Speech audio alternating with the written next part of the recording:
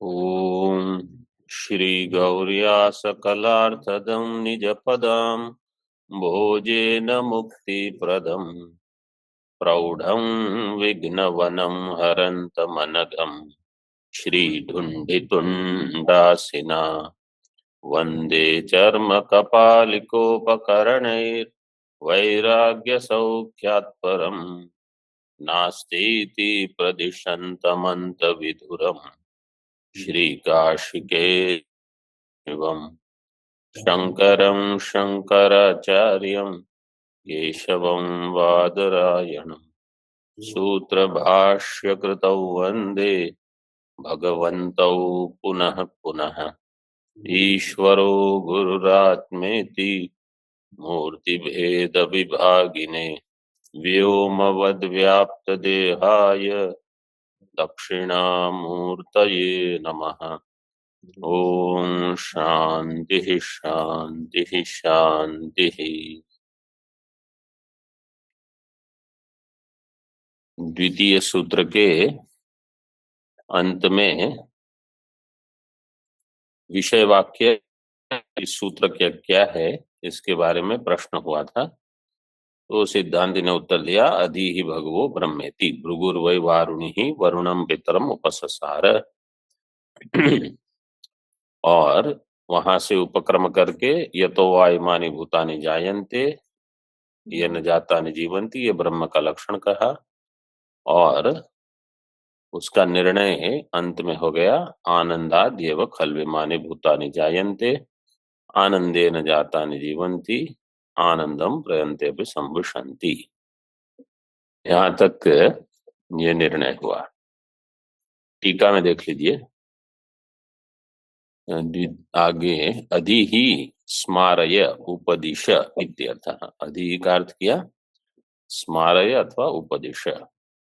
अत्र येन एकत्वं विवक्षितम नानात्वे ब्रह्मत्व विधाना योगात। देखिए, अभी एक से अधिक ईश्वर हो सकते हैं कि नहीं, उस पर प्रश्न था। तो ये न जातानि जीवंती कहा, ये न एक वचन है कि बहुवचन है? एक वचन है। तो इसलिए एकत्वम विवक्षितम। क्यों? नानात्वे ब्रह्मत्व विधान अयोग। जो नाना होगा वो ब्रह्म नहीं। क्यों नहीं हो सकता? जो नाना है वो परिच्छिन्न हो जाएगा, ब्रह्म अपरिच्छिन्न है। इसलिए यद जगत कारणम तदेकम इति अवांतर वाक्यम। यहाँ थोड़ी सावधानी रखना, ये वाक्य जो है पंक्ति, यद जगत कारणम तदेकम इति अवांतर वाक्यम, यद एकम कारणम तद ब्रह्म इति वा यद कारणम तदेकम ब्रह्म इति वा महावाक्यम इति भेदः। यद जगत कारणम तद एकम, जो जगत कारण है वो एक है। ये एक प्रकार से इसका अर्थ होगा ये न जाति, तो वहां ये न पद स्पष्ट है, एक वचन है। तो जो जगत का कारण है वो एक है। अवांतर वाक्य और महावाक्य, अवांतर वाक्य किसको कहते हैं? केवल ब्रह्म का अथवा केवल जीव का त्वम पद। केवल जीव का, केवल त्वम पद का जो निर्वचन करता है अथवा केवल तत्पद का निर्वचन करेगा वो अवांतर वाक्य होगा। और महावाक्य क्या होगा? जो ऐक्य प्रतिपादक वाक्य है। तो यहाँ उस संदर्भ को नहीं लेना है। मतलब यहाँ अवांतर वाक्य का अर्थ आपको करना है गौण तात्पर्य, और महावाक्य का अर्थ करोगे मुख्य तात्पर्य। अवांतर वाक्य से लीजिए गौण, क्योंकि जो अवांतर वाक्य होगा उसमें शास्त्र का गौण तात्पर्य होगा, और जो महावाक्य होगा उसमें मुख्य तात्पर्य होता है।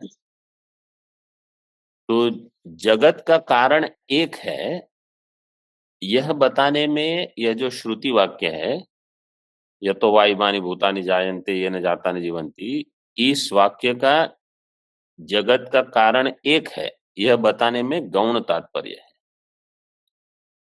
लेकिन यह कारण एक है और यह ब्रह्म है यह बताने में मुख्य तात्पर्य है। यद एकम कारणम तद ब्रह्म अथवा यद कारणम तद एकम ब्रह्म, ये दो में भेद क्या है? यद एकम कारणम तद ब्रह्म अथवा यद कारणम तद एकम ब्रह्म। जो एक कारण है, पहले कारण निश्चित कर लिया कि वो एक ही है, अब जो एक है वो ब्रह्म है, ये एक प्रकार से कहा। अथवा जो कारण है वो एक ही ब्रह्म है, मतलब ब्रह्म में अनेक नहीं है, जो कारण है वो एक ही है और एक है वो ब्रह्म है, ऐसे ये इसमें मुख्य तात्पर्य है। किन तरही स्वरूप लक्षण, ये समझ में आ गया? तो ये जो वाक्य है भृगुवल्ली का, यतो वा इमानि भूतानि जायन्ते, वो किस लिए आया है कि जगत का कारण एक ब्रह्म है और उस ब्रह्म का लक्षण क्या है, तो उस ब्रह्म का तटस्थ लक्षण बता दिया गया। अब पूछ रहे हैं कि इसका स्वरूप लक्षणम किन तरही स्वरूप लक्षणम इत्याशंक्य वाक्य शेषात निर्णीतो यतः शब्दार्थः सत्य ज्ञानानंद इत्याह। इसका स्वरूप लक्षण तो कह रहे हैं वाक्य शेषात निर्णीत यतः शब्दार्थ। यतः शब्दार्थ से कहां से लोगे? जन्माद्य से यतः। जन्माद्य से यतः, तो उसका निर्णय पहले हो चुका। यतः तो क्या है? वो ब्रह्म, वो ब्रह्म का लक्षण श्रुति से ज्ञात हुआ, सत्यम ज्ञानम अनंतम ब्रह्म, इस प्रकार से। अथवा केवल इस श्रुति को लोगे तो कहा यतो वा इमानि भूतानि जायन्ते, तो यतः शब्दार्थ है, तो उस यतः जन्माद्य से यतः जन्म है, यतो वा इमानि भूत, तो यतः यतः तो कुतः, तो ब्रह्मणः पंचमी, वो सत्यम ज्ञानम अनंतम ब्रह्म जो पूर्व वल्ली में ब्रह्मानंद वल्ली में निर्णित है, उसी ब्रह्म से जगत की उत्पत्ति होती है। जो श्रुति में, इसलिए सूत्र में जो श्रुति में यतः है वही सूत्र में यतः हुआ है, जन्माद्य से यतः। तस्य च निर्णय वाक्यम आनंदादि एवं खल्विमानि भूतानि जायन्ते, इस प्रकार से आनंद में इसका पर्यवसान हो चुका। आगे देखिए टीका में, यह सर्वज्ञ तस्मादेतद् ब्रह्म नाम रूपमन्नं च जायते विज्ञानम आनंदम ब्रह्म इत्यादि शाखांतरीय वाक्यानि अपि अस्य विषय इत्याह। इस सूत्र का विषय वाक्य क्या है, इसका प्रश्न हुआ था, तो तैत्तिरीय शाखा का उद्धरण दे दिया। स्वरूप लक्षण, तटस्थ लक्षण, ब्रह्मानंद वल्ली से स्वरूप लक्षण, भृगुवल्ली से तटस्थ लक्षण, वो हो गया। अब कहते हैं शाखांतरीय वाक्य भी आप ले सकते हो इसी सूत्र के विषय वाक्य के रूप में। कैसे? यह मुंडक दिया है, अब यह सर्वज्ञ सर्वविद, ये हो गया स्वरूप लक्षण, जो सर्वज्ञ सर्वविद है। और तस्मादेतद् ब्रह्म नाम रूपम अन्नं च जायते, ये तटस्थ लक्षण हो गया, उससे सभी की उत्पत्ति बताई है। तो मुंडक में स्वरूप तटस्थ दोनों लक्षण प्राप्त हो गए। आगे बृहदारण्यक को बताते हैं, विज्ञानम आनंदम ब्रह्म, ये क्या लक्षण होगा? स्वरूप लक्षण। और तटस्थ लक्षण बृहदारण्यक में यथा अग्ने है पावकाद व्युच्चरन्ति, सारे जीव अभी आया था पहले ही, आत्मानः सर्वे आत्मन्ति, वो उदाहरण ब्रह्म सूत्र में आया था थोड़े समय पहले, वही यहाँ लग जाएगा। इत्यादि शाखांतरीय वाक्यानि, वो कौन सी शाखा में है? विज्ञानम आनंदम ब्रह्म और आत्मानः व्युच्चरन्ति इत्यादि शाखा काण्व अथवा माध्यन्दिन शाखा, बृहदारण्यक तो उपनिषद, इसलिए मैंने प्रश्न किया। शाखांतरीय वाक्यानि अपि अस्य विषय, ये भी इसके विषय हो जाएंगे। इसी प्रकार छांदोग्य का हमने पहले ही बता दिया था।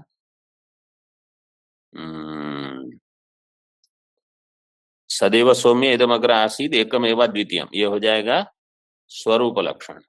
और इसका तटस्थ लक्षण जो उत्पत्ति के लिए दिया था,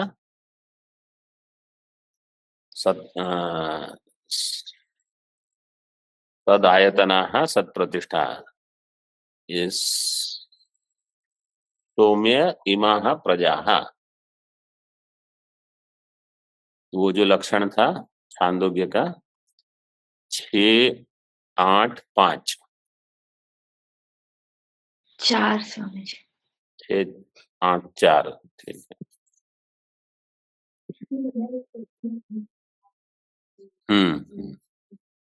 इसका प्रयोजन क्या है? दो तरह से बताते हैं।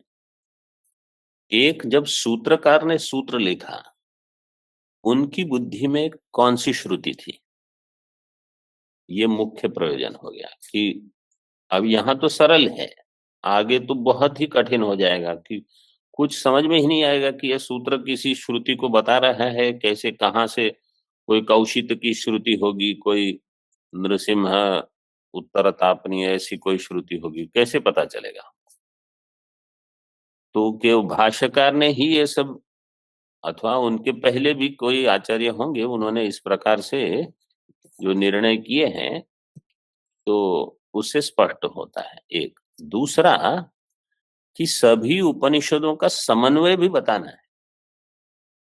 एक में ही है समन्वय, इसलिए है कि सभी उपनिषद उस चेतन तत्व से ही सृष्टि को मानते हैं, चाहे उस चेतन को आत्मा नाम दिया हो, सत नाम दिया हो, भूमा नाम दिया हो, अक्षर नाम दिया हो, कोई भी नाम हो, ब्रह्म, सृष्टि वहीं से होती है।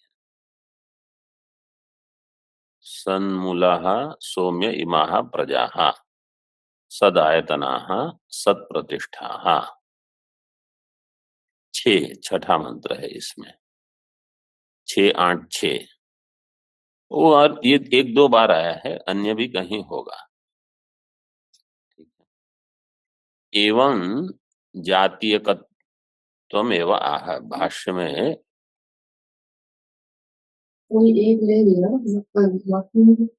युक्त है, कोई एक लेकर उनमें सूत्र बना दिया। हाँ, लेकिन दूसरा ये बताना चाहते हैं, आगे और एक सूत्र आएगा, गति सामान्यात। गति सामान्य का अर्थ है कि केवल इसी उपनिषद में ऐसा बताया गया है, ऐसा नहीं है, अन्य सभी में यही प्रतिपादन हुआ है। तो जहां ऐसी चीजें आवश्यक हैं, जैसे जीव ब्रह्म ऐक्य, तो ये सभी उपनिषदों में बताया गया है। ब्रह्म से सृष्टि, ये सभी उपनिषदों में बताया। तो ऐसी चीजों में गति सामान्य भी समझने के लिए लाभदायक है। मतलब इससे आपको स्पष्ट हो जाएगा कि सभी उपनिषद यही बता रहे हैं, इसलिए इसमें इसका तात्पर्य भी है। ऐसे अन्यान्यप्येवं जातीयकानि वाक्यानि नित्य शुद्ध बुद्ध मुक्त स्वभाव सर्वज्ञ स्वरूप कारण विषयाणि उदाहर्तव्यानि। अन्य भी जो वाक्य है, मतलब अन्य शाखा के, अन्य उपनिषद के, ऐसे। एवं जातीयकत्वम, एवं जातीयकत्वम क्या है कि ब्रह्म कैसा है वो बता रहे हैं। नित्य शुद्ध बुद्ध मुक्त स्वभाव सर्वज्ञ स्वरूप कारण तदेवं सर्वासु शाखासु लक्षण द्वय वाक्यानि जिज्ञास्य ब्रह्मणि समन्वितानि तद्धिया मुक्ति इति सिद्धम। तदेवं सर्वासु शाखासु सभी शाखाओं में लक्षण द्वय वाक्यानि, लक्षण द्वय स्वरूप तटस्थ लक्षण, तो इनके जो जो वाक्य हैं जिज्ञास्य ब्रह्मणि समन्वितानि, जिज्ञास्य ब्रह्म में इनका समन्वय करना है। इसे समन्वय करने से क्या होगा? तद्धिया मुक्ति ही इति सिद्धम, ऐसा ज्ञान होने से मुक्ति होगी। मुक्ति के लिए है ये विचार। इस प्रकार से द्वितीय सूत्र यहाँ समाप्त हो गया। आगे देखिए, यस्य निश्वसितं, एक मिनट पहले यहाँ एक टिप्पणी, कार्य मात्रम, टीका में एक प्रतीक है कार्य मात्रम, कल ही आया था। जिनके पास ये भोले बाबा पुस्तक है 119 पृष्ठ पर ऊपर से द्वितीय पंक्ति मिला, प्रतीक, कार्य मात्रम प्रतीक है। उसके बाद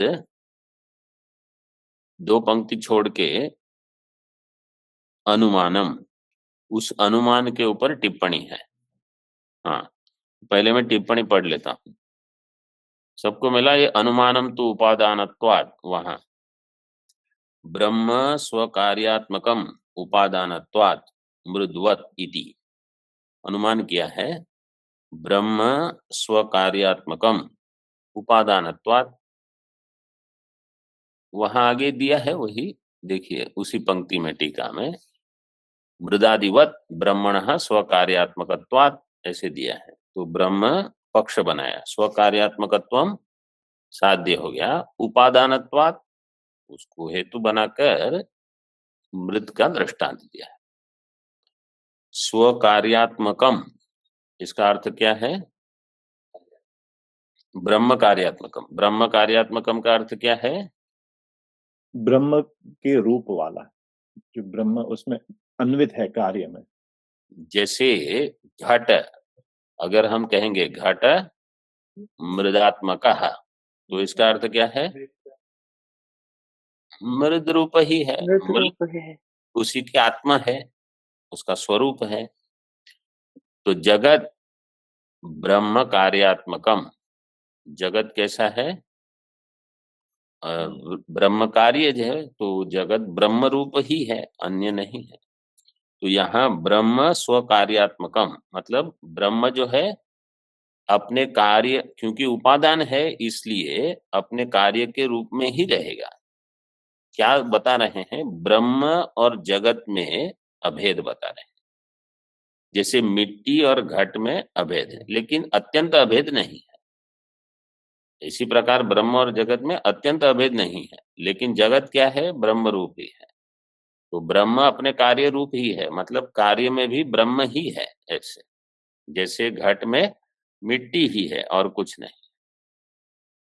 जग, और आगे टिप्पणी में दिया है जगत सोपादान जन्यम कार्यत्वात् घटवत। जगत, जगत क्या है? स्व उपादान जन्य, अन्य एक अनुमान पक्ष दे दिया, जगत अपने उपादान से जन्य है क्योंकि कार्य है, जैसे घट। तो प्रथम में मृत्तिका को हेतु दृष्टांत दिया, दूसरे में घट को दृष्टांत दे दिया। घटवत इत्यादि अनुमानन्तु श्रौतार्थस्य अद्वितीय ब्रह्मणो असंभावनार्थम विचार्यम इत्यर्थ। ये दोनों अनुमान जो हैं ये किस लिए है? श्रौतार्थस्य अद्वितीय ब्रह्मणो असंभावना। कोई कहेगा कि यह तो द्वैत दिख रहा है, अथवा मृत्तिका और घट जैसे भिन्न है, ऐसे ब्रह्म और जगत भिन्न है, तो द्वैत हो गया, तो अद्वैत की सिद्धि आप कैसे करोगे? तो यहाँ कह दिया ये ऐसे अनुमान श्रौतार्थस्य अद्वितीय ब्रह्मणो असंभावना, श्रुति का जो अर्थ है कि ब्रह्म अद्वितीय है उसमें जो असंभावना है उसकी निवृत्ति के लिए। इसलिए यहाँ टीका में देखो क्या दिया है पंक्ति, अनुमानंतु उपादानत्वादि सामान्य द्वारा मृदादिवत ब्रह्मणः आत्मकत्वादि श्रौतार्थ संभावनार्थ। बड़े महाराज जी ने लिख दिया असंभावना निवृत्ति अर्थम, उसको यहाँ कह दिया संभावनार्थम।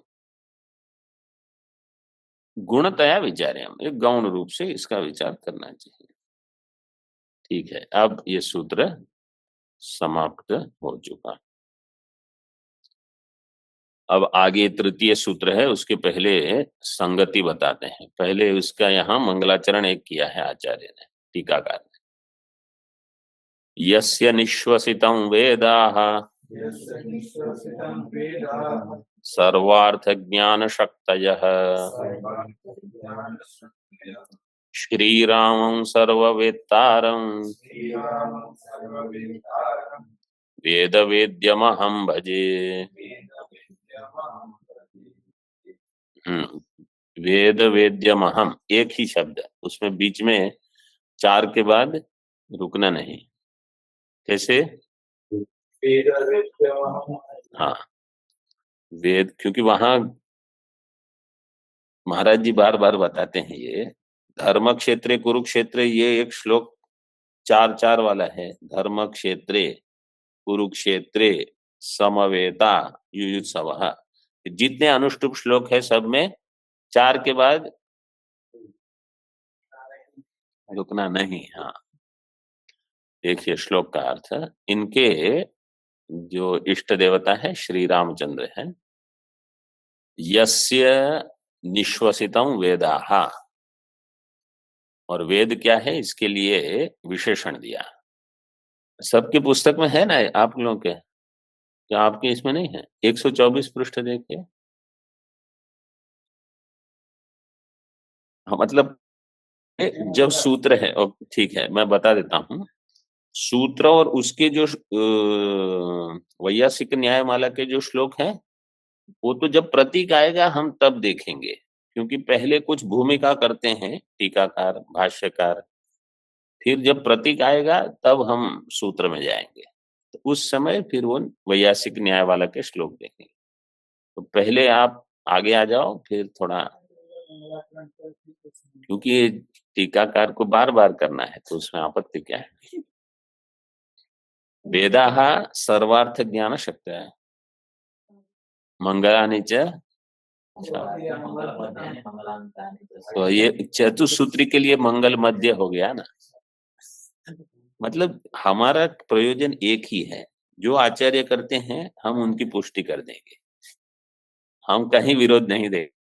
हम हाँ ठीक है, नहीं मतलब प्रश्न भी नहीं, प्रश्न हो भी हम ही समाधान ढूंढ लेंगे कि हाँ ये ठीक हुआ है, क्योंकि हम उनके पीछे चलने वाले हैं सब।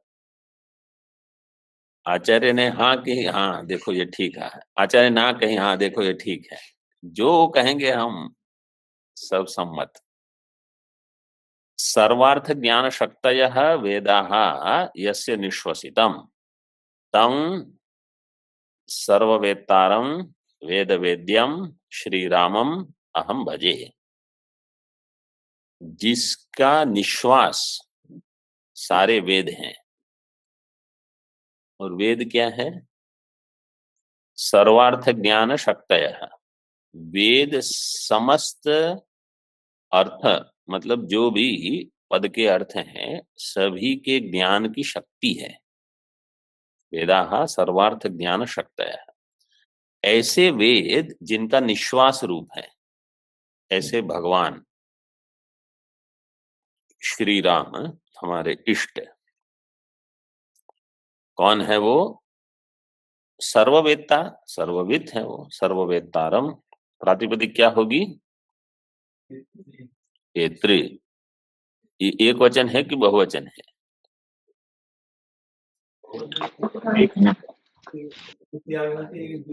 हाँ, द्वितीय विभक्ति एक वचन है, सर्ववेत्तारम। तो वह सबको जानने वाले हैं। देखो दो ये श्लोक का महात्म्य समझ में आ जाता है। जिसका वेद हैं, मतलब वेद की उत्पत्ति उन्हीं से हुई है, ठीक है। और वो सर्ववेत्तारम, मतलब वो सबको जानते हैं, क्योंकि सबको जानते हैं तभी वेद उनमें से प्रकट हुए। और वेद वेद्यम, वेद वेद्यम का अर्थ क्या है? जो वेद से जाने जाते हैं। उसी वेद से, जो वेद उनसे प्रकट हुए हैं उन्हीं से उनका हमको ज्ञान होगा। जैसे गीता में भगवान ने कहा, सर्वस्य चाहम हृदि सन्निविष्टो मत्तः स्मृतिर्ज्ञानम अपोहनम च। फिर वेदैश्च वेदैश्च अहमेव वेद्यः। अहमेव वेद्यः, एक। फिर वेदांत कृत, कृत्वेद वेदांत कृत अहम वेदविद एव च अहम। तीनों चीज वहां बता, उसी को लेकर यहाँ बताया। वेदांत कृत भी मैं हूं, मतलब वेदांत को करने वाला अथवा वेदांत का प्रतिपादन करने वाला वो भी मैं हूं। और वेदविद, वेदों को जानने वाला भी मैं हूं। वेद को जानने वाला मैं हूं और वेद मेरा ज्ञापन कराते हैं। ऐसे रामचंद्र जी को मैं अहम भजे। भजे का अर्थ क्या है? हाँ, भज सेवायाम। तो अब राम जी की सेवा कैसे करोगे, क्योंकि वो तो साक्षात।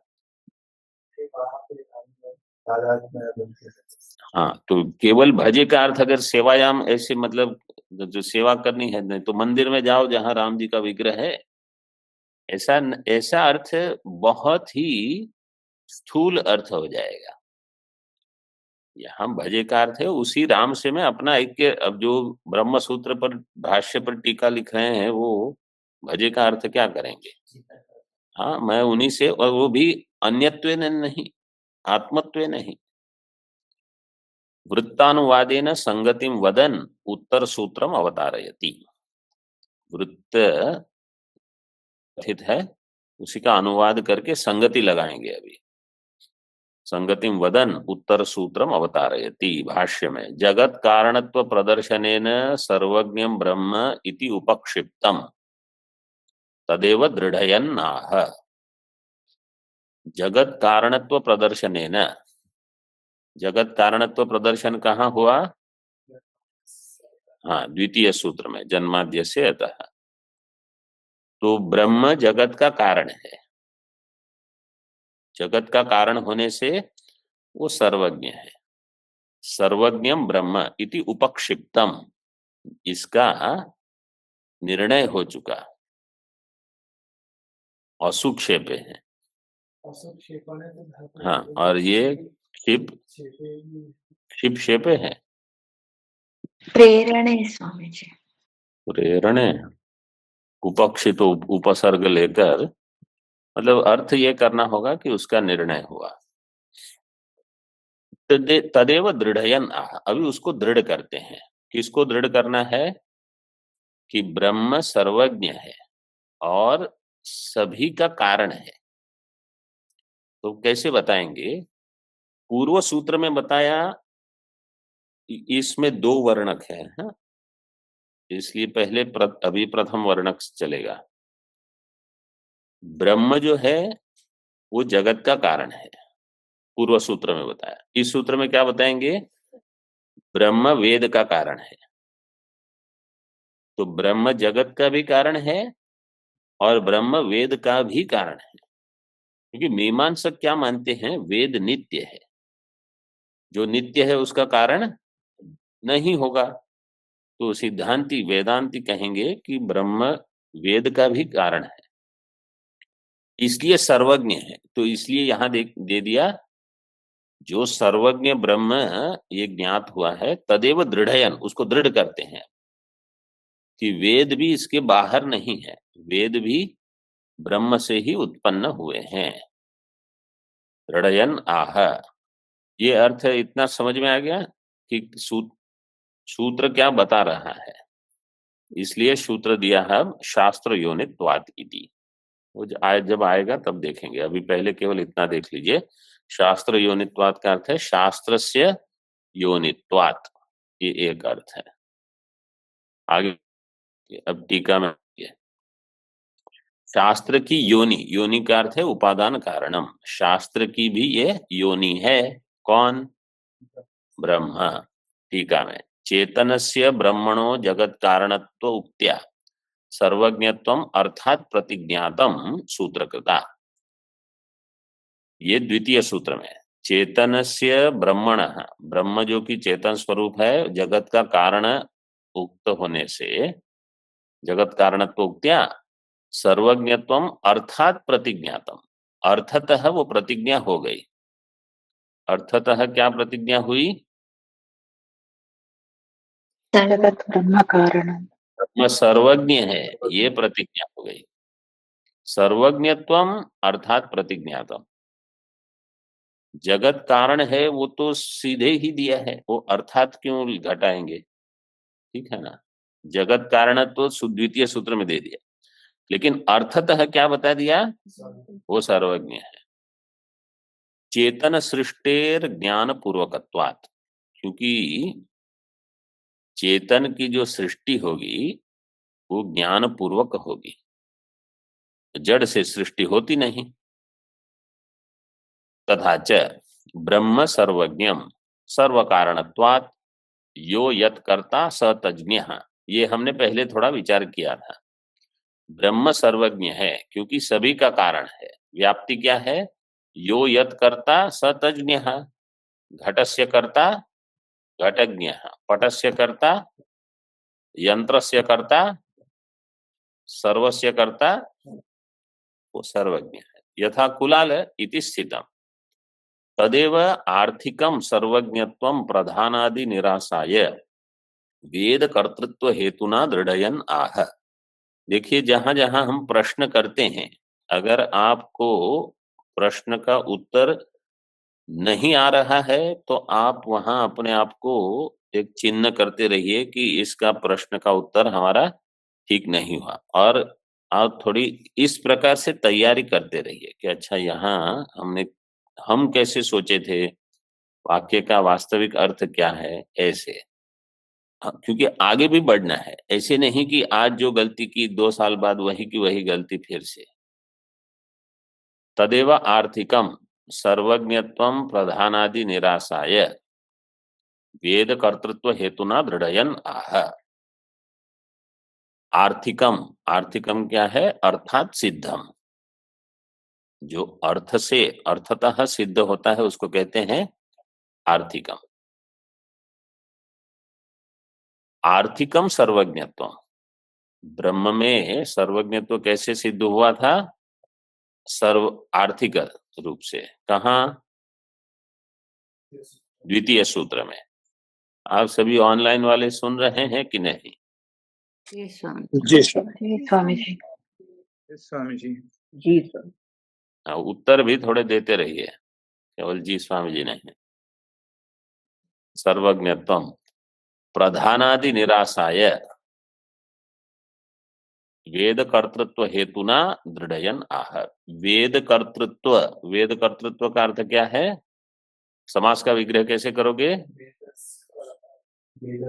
वेदस्य कर्ता अथवा वेदानाम कर्तृत्वम, वेद कर्तृत्वम।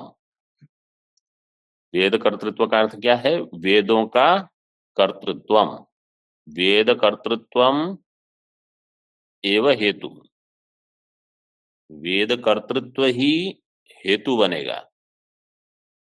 इस हेतु के द्वारा, हेतुना तृतीया, वेद कर्तृत्व रूप हेतु के द्वारा, तृतीय सूत्र के द्वारा दृढ़यन आह।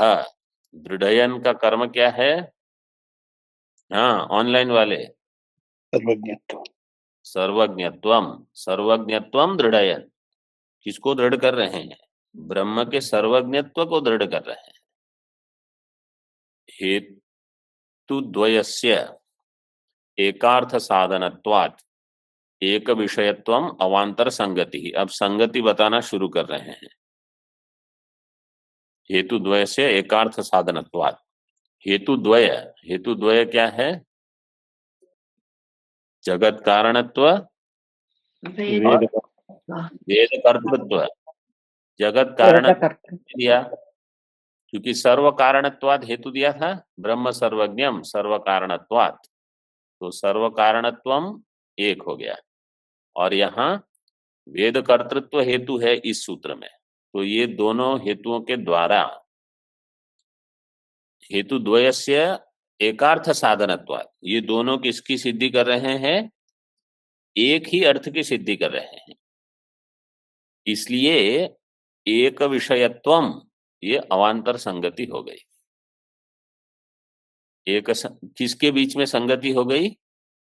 दो सूत्र के बीच में, द्वितीय सूत्र और तृतीय सूत्र के बीच में संगति लगानी है। तो संगति क्या है?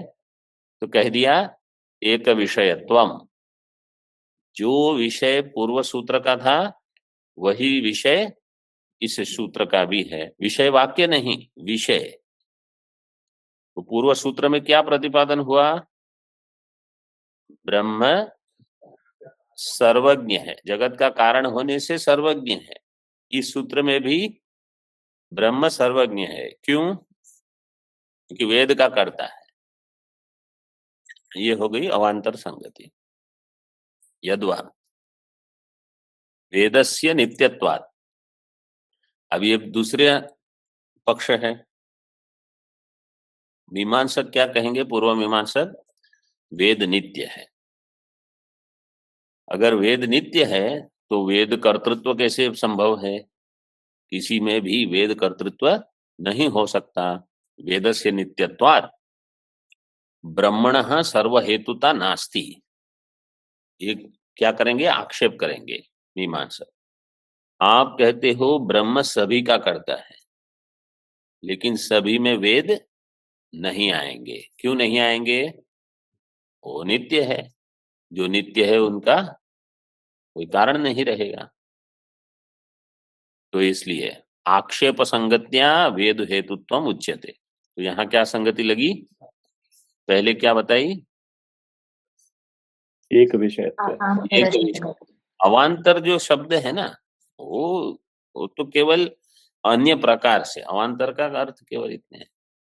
लेकिन किस प्रकार से? एक विषयत्व अथवा आक्षेप।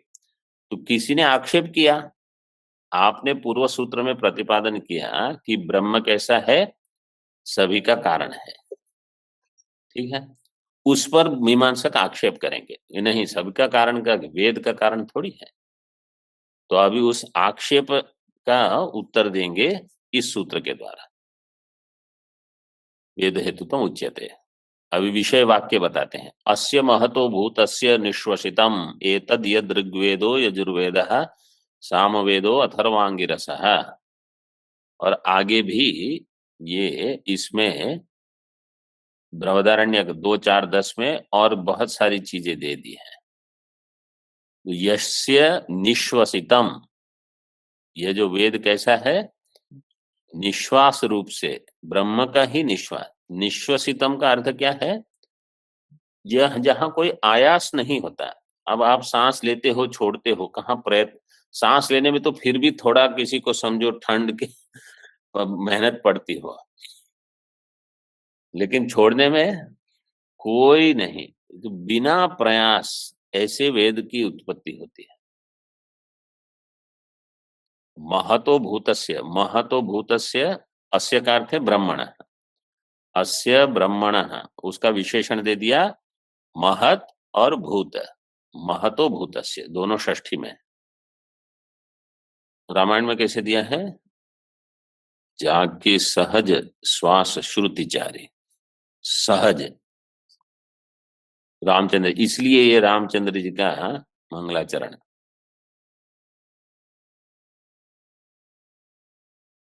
उनका सहज ही श्वास है।